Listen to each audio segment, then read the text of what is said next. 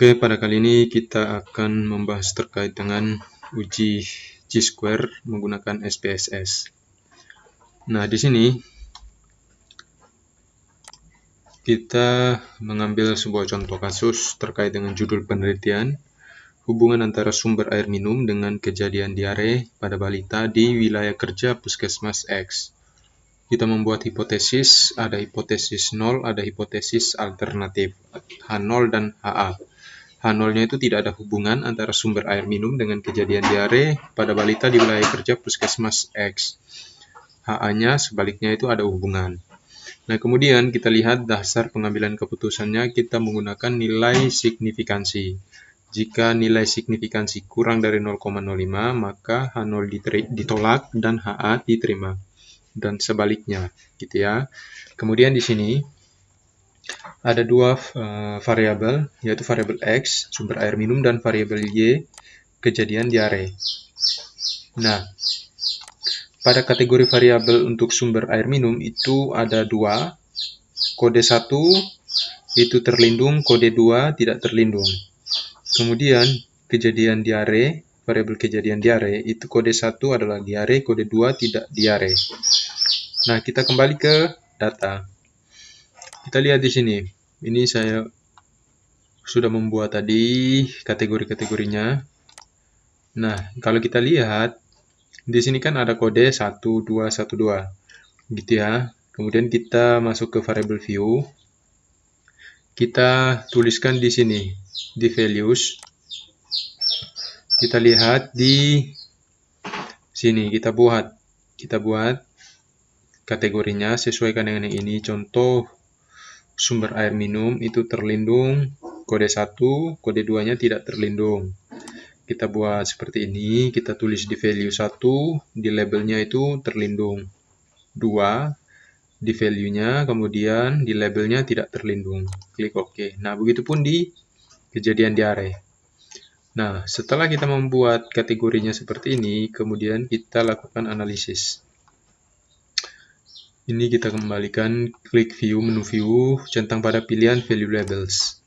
Nah, selanjutnya klik analyze, pilih pada bagian descriptive statistik. Pada pilihan cross tabs, masukkan sumber air minum di rows, kejadian diare di kolom. Selanjutnya pilih statistik, centang pada chi-square dan kontingensi coefficient. Klik continue, lalu klik OK.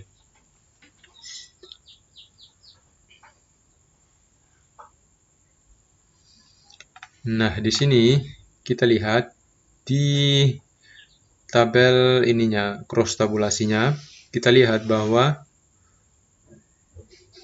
di sini sumber air minum dengan kategori terlindung, sementara yang mempunyai kejadian diare itu ada sebanyak 10 orang. Ya. Kemudian sumber air minum yang terlindung dengan kategori terlindung tetapi tidak terjadi diare itu sebanyak 2 orang. Nah, kemudian sumber air minum tidak terlindung dengan kejadian diare yang mengalami diare itu ada 5, dan sumber air minum yang tidak terlindung namun tidak diare itu ada sebanyak 13 orang. Oke. Selanjutnya, kita lihat di analisis chi-square testnya, di hasil ujinya. Kita fokus di nilai person chi-square-nya, ya, di nilai asimptotik signifikansi. Nilai ini sebesar 0,003. Artinya apa? Kita lihat di sini.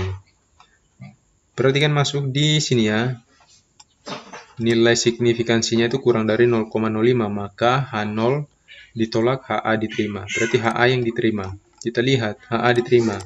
Berarti kan ada hubungan antara sumber air minum dengan kejadian diare pada balita di wilayah kerja Puskesmas X dengan nilai signifikansi sebesar 0,003. Oke, selanjutnya ketika kita telah mengetahui nilai signifikansinya, hubungannya seperti apa, kita ingin tahu kekuatan hubungannya berapa. Ya, sebesar apa sih kekuatan hubungan antara sumber air minum terhadap atau dengan kejadian diare ini? Kita lihat di sini symmetric measure-nya. Kita fokus di nilai value-nya. Nah, nilai value-nya ini 0,478. Nah, nanti teman-teman bisa cari di internet atau download tabel interpretasi koefisien korelasi. Nah, di situ lihat ada range-nya, ada intervalnya. Nah, sementara untuk 0,478 ini masuk di kategori kekuatan hubungan yang sedang. Gitu ya. 0,478 ini masuk pada kategori hubungan atau kekuatan hubungan yang sedang. Gitu ya. Nanti bisa download tabel koefisien korelasinya atau interpretasi koefisien korelasinya di internet. Gitu ya. Nah, di sini kemudian kita lihat di keterangan chi-square test ini ada 0 cells yang mempunyai nilai expected count-nya itu di bawah 5 atau kurang dari 5.